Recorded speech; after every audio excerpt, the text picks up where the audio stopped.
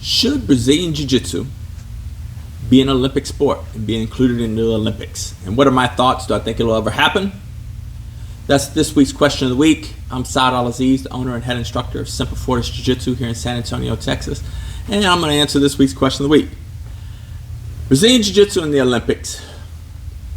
There's a number of reasons why I don't think it will ever happen and why I don't want it to ever happen.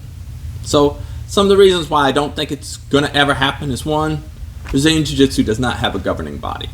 It has some bodies that attempt to govern, whether it's FJJ Rio in Brazil or IBJJF here in the United States, or I think there's the Global Jiu-Jitsu Federation now. But there is no governing body. And part of that is because you couldn't get 10 black belts in Brazilian Jiu-Jitsu or 10 red belts in Brazilian Jiu-Jitsu to sit in a room and agree upon almost anything. If one of them says the sky is blue, somebody else is like the sky is green. They just can't agree. So I don't see it ever becoming an Olympic sport for that main reason. Like we can't agree on anything, and there's no governing body, and there's no willingness of the schools and the associations to create a governing body and all submit to that one.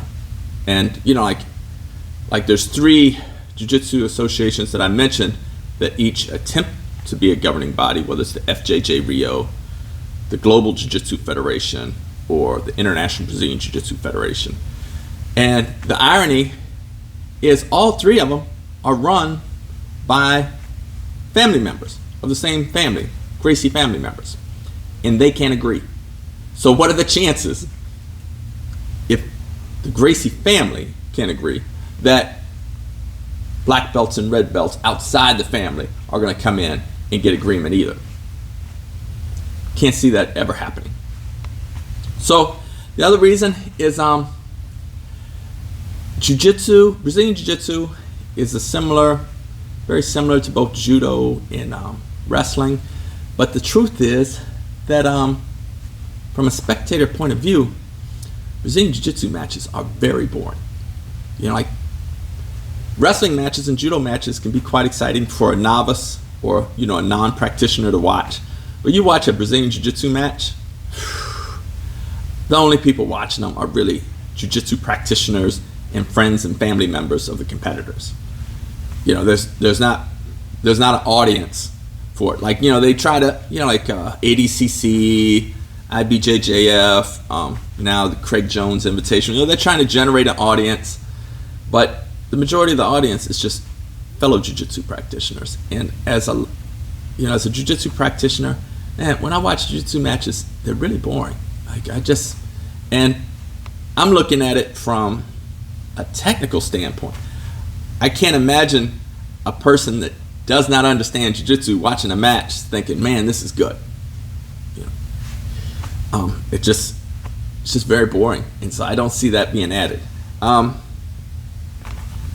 Some other things is you know, there's the Olympics does very proactive steroid testing, very rigorous steroid testing, and I don't know how some of our elite jiu-jitsu practitioners, tournament competitors, would do under such a testing schedule. And then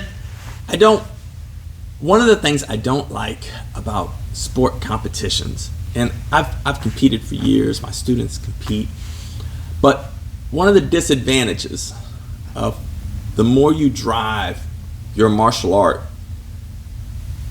towards sport competition, you start gearing for it and you start training for it, and then you start leaving out the combat part of that martial art. So whether it's Taekwondo or Judo, none of them became more combat effective because they was in the Olympics. And it hinders Brazilian Jiu-Jitsu. Like, I was just teaching last weekend, and I was showing a knee bar as an answer to a question from one of my blue belts. And, you know, but somebody piped up, they're like, you know, but you can't do that until, you know, you're a brown belt. And because IBJJF rules and a lot of tournament rules say, well, you can't do that. You can't do a knee bar until you're a brown belt. My rules for my gym is like, yes, you can. I'm going to teach you as a white belt, and when you're rolling in here, I'm okay with you doing it. Just do it safely, you know. So, and that goes with any submission. But a lot of times because of the sporting rules, we don't teach the full art. We focus more on just the sport part of it, what you can do and the tournament rules. And you've seen that in Judo. Years ago, I'm not going to mispronounce his name, but his last name is Kimura. He was an Olympic Judo champion, and he defeated Elio Gracie, the gentleman on the wall who's at the time was the best Brazilian Jiu Jitsu fighter in the world. He defeated Elio on the ground, snapping his arm with a Kimura. Hence, they named the submission Kimura from that day forward. But due to Olympic rule changes, judokas today spend less focus on groundwork, also less focus on double leg takedowns, defending. In judo, there is a defense for double leg, single leg takedowns, but they don't spend much time on it anymore, most schools, because in sport judo, you can't do a double leg takedown. So that caused them to focus more on the things that they can do in sport. And so the disadvantage of focusing on sport is it moves you away from the natural foundation of the combat element of that martial art. And so I never see that as a good thing. So the more I see jiu-jitsu guys, that would be my fear for it being Olympics. Something would be ruled out and you would no longer see that in Brazilian Jiu-Jitsu. Like one of the reasons I have a judo program at my school is because most jiu-jitsu practitioners don't know how to do a freaking takedown unless they came from a wrestling or judo background.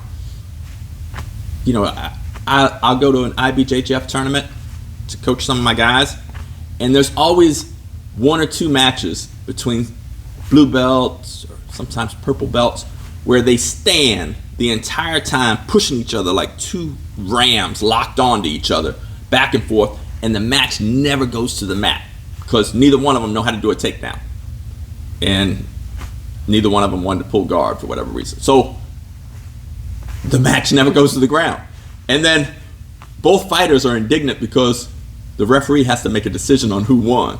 And it's like, in a fair world, you both deserve to lose.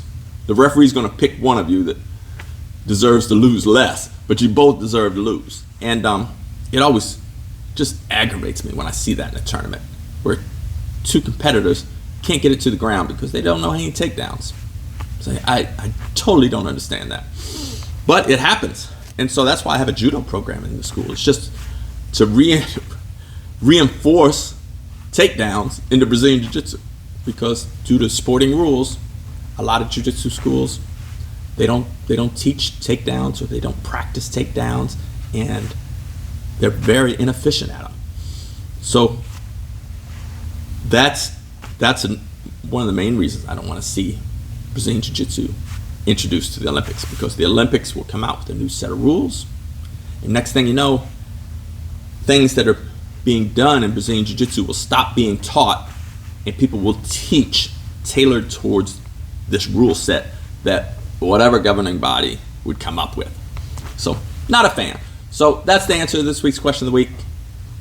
I don't think it will ever be an Olympic sport, and I hope it doesn't either, because I don't think it would be good for Brazilian Jiu-Jitsu to be an Olympic sport. All right, got any comments or insights? Feel free to fire down below. Look forward to your questions next week. Ciao.